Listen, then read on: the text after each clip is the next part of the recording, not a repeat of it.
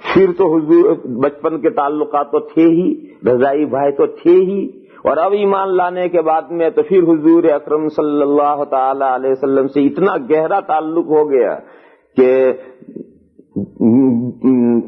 خاص صحابہ ہی کو جو مقام تھا ان میں خصوصی مقام ان کو حاصل ہو گیا تھا، مگر وہ زیادہ دنوں تک زندہ نہیں رہے. ان کا زیادہ نام اس لیے نہیں آتا کہ وہ زیادہ دنوں تک زندہ نہیں رہے. مکہ کے 13 سال حضور کے ساتھ رہے، وہیں مکہ میں، کہیں ہجرت کر کے نہیں گئے. بہت سے صحابہ ہجرت کر کے حبشہ چلے گئے، وہ کہیں نہیں رہ گئے، حضور کے ساتھ ہی رہے. پھر جب حضور نے ہجرت کی مدینہ منورہ، تو یہ بھی ہجرت کر کے مدینہ منورہ آئے. اور مدینہ منورہ میں نے ایک دن حدیث سنائی تھی کہ 3 صحابیوں نے عہد کیے تھے، ان میں سے انہوں نے یہ عہد کیا تھا کہ وہ اب بیوی سے بائیکاٹ کر لیں گے، اور حضور نے ان کو منع کیا تھا کہ میری سنت کے خلاف ہے یہ. 1 سال گزر کر دوسرا سال آدھا ہوا، یعنی سن 2 ہجری میں ان کا انتقال ہو گیا. حضرت عثمان ابن مظعون رضی اللہ تعالی عنہ کا انتقال سن 2 ہجری میں ہو گیا ہے. اور جب ان کا انتقال ہوا ہے تو حضور اکرم صلی اللہ تعالی علیہ وسلم ان کے گھر تشریف لے گئے اور چادر ہٹائی اور ان کا چہرہ ظاہر کیا، اور حضور نے ان کے ماتھے پر بوسہ دیا اور یہ جملہ ارشاد فرمایا ہے کہ خیر و سلفنا، یہ ہمارا بہترین پیش رو ہے، ہمارے قافلے کا بہت بہترین پیش رو ہے، یعنی یہ ہمارے خاندان کا ایک آدمی آگے گیا اور بہترین آدمی ہمارا آگے گیا، ہمارے لیے انتظام کرے گا جا کر. اور جس وقت حضور نے جھک کر کے ماتھا چوما ہے تو حضور کی دونوں آنکھوں سے آنسو جڑ رہے تھے. بہت سے لوگ مسئلہ پوچھے، میت کو چومنا چاہیے یا نہیں چاہیے، جائز ہے یا نہیں. ہمارے یہاں جب ہم سبق میں یہ حدیث پڑھاتے ہیں تو ہمارے طالب علم یہ مسئلہ پوچھا، آپ لوگ نہیں، ہمارے طالب علم جب ہم سبق میں یہ حدیث پڑھاتے ہیں تو ہمارے طالب علم یہ مسئلہ پوچھے کہ میت کو چومنا چاہیے نہیں چاہیے، جائز ہے یا نہیں جائز. میں انہیں جواب دوں، تم زندوں کو کتنا چومتے ہو جو میت کو چومنے کا مسئلہ پوچھتے ہو. تم زندوں کو کتنا چومتے ہو جو میت کو چومنے کا مسئلہ پوچھتے ہو. یہ تو قوموں کے رواج ہیں الگ الگ. اور عرب میں جاؤ، عرب میں آج بھی جب ملتے ہیں 2 زندہ آدمی معانے کا کریں، ادھر بھی چومیں گے ادھر بھی چومیں گے ادھر بھی چومیں گے، تو ان کے یہاں تو چومنے کا رواج ہے، زندگی میں ملتے وقت چومنے کا رواج ہے. لہذا اسی رواج کے مطابق انہوں نے میت کو بھی حضور نے چوما ہے. ہمارے یہاں تو زندے کو ہی چومنے کا رواج نہیں ہے، مردے کو کون چومے گا. باقی اگر کوئی چومے تو یہ چومنا سنت ہے. میں کیوں طالب علم سے سنت میں کہ لوگ کیوں عمل نہیں کرتے، تو میں نے اس کا پہلے جواب دیا کہ ہمارے یہاں عمل لوگ اس لیے نہیں کرتے کہ ہمارے یہاں زندوں کو کوئی چومتا نہیں. اور دنیا کے سب قوموں کے رواج الگ الگ ہیں، ملنے کے رواج قوموں کے الگ الگ ہیں. کوئی ایک ہاتھ سے مصافحہ کرتا ہے، دوسرا ہاتھ یوں پیچھے لے جائے گا، یوں کرے گا مصافحہ. پتہ نہیں وہ کہاں سے لائے ہیں. حالانکہ بخاری شریف کے اندر روایت موجود ہے 2 ہاتھ سے مصافحہ کرنے کی. بخاری شریف میں 2 ہاتھ سے مصافحہ کرنے کی روایت موجود ہے، مگر ان حضرات نے پتہ نہیں ایسی چیڑ ہے کہ ایک ہاتھ پیچھے لے جا کر یوں کریں.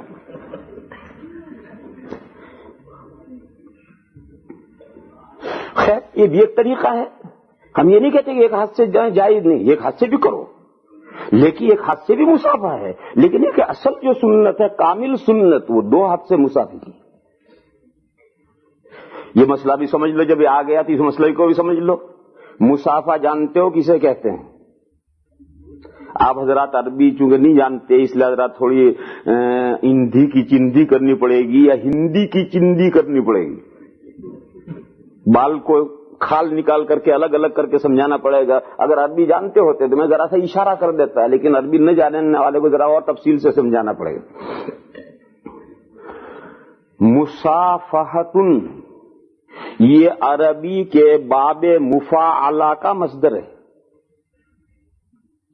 اور عربی کا جو باب مفاعلتن ہے اس وزن پر جتنے لفظ آتے ہیں ان لفظوں میں مشارکت کا مفہوم ہوتا ہے، یعنی 2 چیزیں اکٹھا ہوتی ہیں کسی کام کے کرنے میں. جیسے مقاتلتن، مقاتلتن کے معنی باہم لڑنا، دے یہ اسے مکہ مارا، یہ اسے مکہ مار رہا ہے، اور ایک چپ چاپ بیٹھا ہے اور دوسرا ہی مارے جا رہا مارے جا رہا مارے جا رہا، یہ مقاتلتن نہیں ہے۔ ایک صرف بیٹھا ہے اور دوسرا دے مکے، یہ مقاتلتن نہیں ہے۔ مقاتلہ کیسے؟ یہ اسے مار رہا اور یہ اسے مار رہا ہے، تو یہ مقاتلتن ہے۔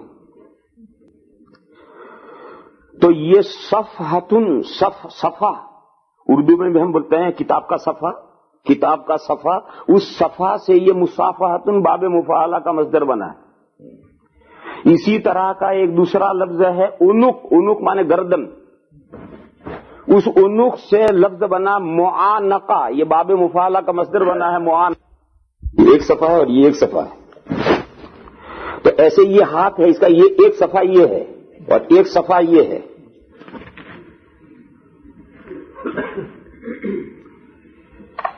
اب میں نے ہاتھ لمبا کیا اور دوسرے نے بھی لمبا کیا اور ہم نے ہاتھ پکڑ لیا، تو یہ صفحہ اس کے اس صفحے سے دو، یہ اب ملا ادھر، مگر ادھر کوئی چیز نہیں ملی ہوئی اور اس کے بھی ادھر کوئی چیز نہیں ملی ہوئی۔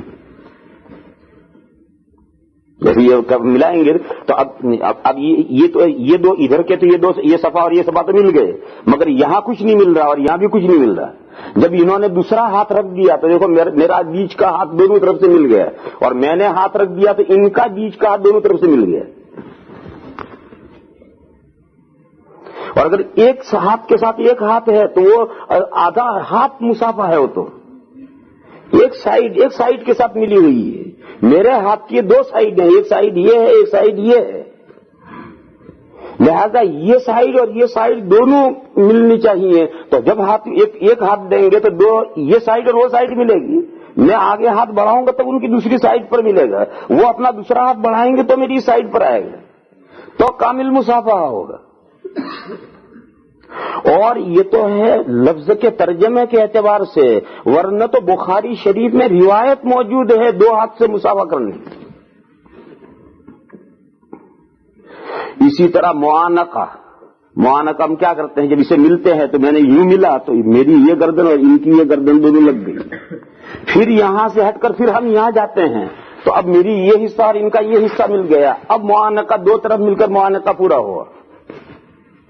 اور اگر ایک ہی یوں مل گئے، ایک ہی گردن سے یہ گردن اور یہ گردن لگ گئی تو آدھا معانقہ ہوا۔ گردن کی ایک جانب سے لگ گئی تو آدھا معانقہ ہوا۔ پورا معانقہ کب ہوگا؟ جب یہاں ہم مل کر یہ حصہ اس حصے سے لگائیں، پھر یوں ملے اور یہ حصہ اس حصے سے لگائیں، تب گردن کی دو سائیڈیں ان کی اور میری بھی گردن کی دو سائیڈیں دونوں سائیڈوں کے ساتھ لگ گئی۔ اور اسی طرح سے لوگ مصافحہ کرتے ہیں۔ تو معانقہ اور مصافحہ کامل کیا ہے؟ معانقہ کامل یہ کہ ادھر بھی اور ادھر بھی۔ اب ایک مسئلہ بڑا عجیب و غریب ٹیڑھا ہے، وہ یہ ہے کہ شروع ادھر سے معانقہ کرنا چاہیے ادھر سے کرنا چاہیے۔ تو مسئلہ یہ ہے کہ دائیں طرف سے شروع کرنا چاہیے، دائیں طرف سے شروع کرنا چاہیے۔ یہ تو شریعت کا مستقل قاعدہ ہے کہ تمام اچھے کام دائیں طرف سے شروع کرنے چاہیے۔ معانقہ اچھا کام ہے، دائیں طرف سے شروع کرنا چاہیے۔ اب اس قاعدے کو ہم جب برتیں گے تو اب مشکل ہو جائے گا، کیونکہ دایاں کس کا؟ ہم دونوں آمنے سامنے کھڑے ہیں تو میرا دایاں یہ ہے، ان کا دایاں یہ ہے، تو اگر ان کا دایاں دیکھ کر میں ادھر کروں تو میرا یہ دایاں اور ان کا دایاں ملا، میرا یہ دایاں ہاتھ اور یہ گردن دائی ہے، ان کا دایاں اور یہ گردن دائی ہے، تو ادھر سے پہلے ملیں تو میرا یہ دائیں گردن اور ان کی یہ دائیں گردن دونوں ساتھ میں ملے۔ اور اگر میں ادھر ملتا ہوں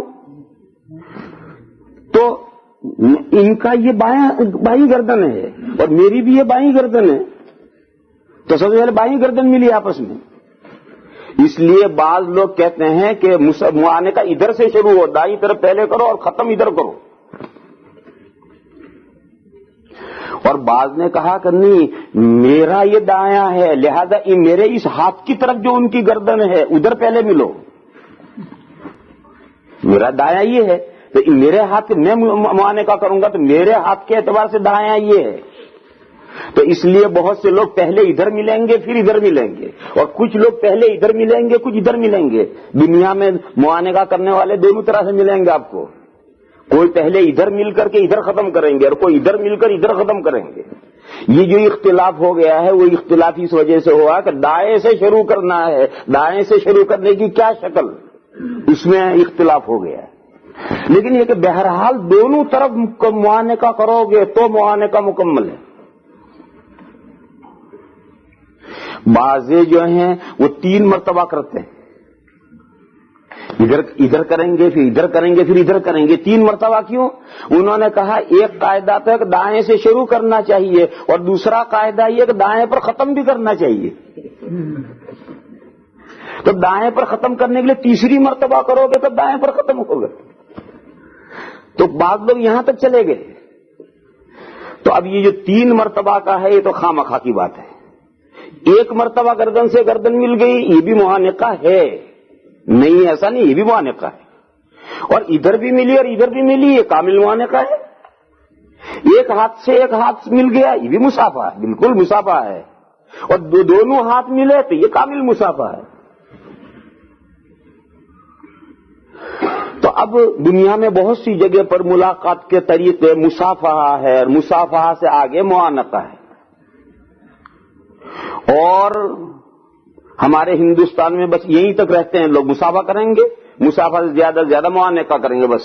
اور عربوں کے یہاں اور ایک قدم آگے ہے، مصافحہ کریں گے پھر معانقہ کریں گے پھر چوما چاٹی کریں گے، ماتھے پر چومیں گے، گال پر چومیں گے، ادھر چومیں گے، گردن پر چومیں گے، ادھر چومیں گے۔ جیسے ہمارے ہندوستان میں بھی یہ ہے، مگر ہمارے ہندوستان میں یہ دوستوں میں نہیں ہے، پیروں میں اور مریدوں میں ہے کہ پیر صاحب ہاتھ کر کے یوں بیٹھے ہیں، اب جو آئے گا ہاتھ چومے گا تو ہاتھ چومے گا۔ تو مرید اور پیر کے درمیان میں تو یہ ہاتھ چومنے کا مسئلہ ہے، لیکن دوستوں میں نہیں ہے، عربوں میں دوستوں میں ہے۔ اور یورپ، افریقہ اور امریکہ میں غیر مسلم جو ہیں یعنی کرسچن، یہودی اور عیسائی، ان کے یہاں مصافحہ، ان کے یہاں ملاقات ہے ہونٹوں پر چومنا۔ یہ اس کے ہونٹوں پر چومے گا، یہ اس کے ہونٹوں پر چومے گا، یہ ان کی سویلائزیشن ہے، ان کی تہذیب ہے۔ ماں بیٹا ہیں وہ چومیں گے، بھائی بہن ہیں ایک دوسرے کے ہونٹوں پر چومیں گے، یہی ان کی تہذیب اور ان کا کلچر ہے۔ ہمارے یہاں کلچر، ہمارے اسلام میں تہذیب اور کلچر نہیں ہے،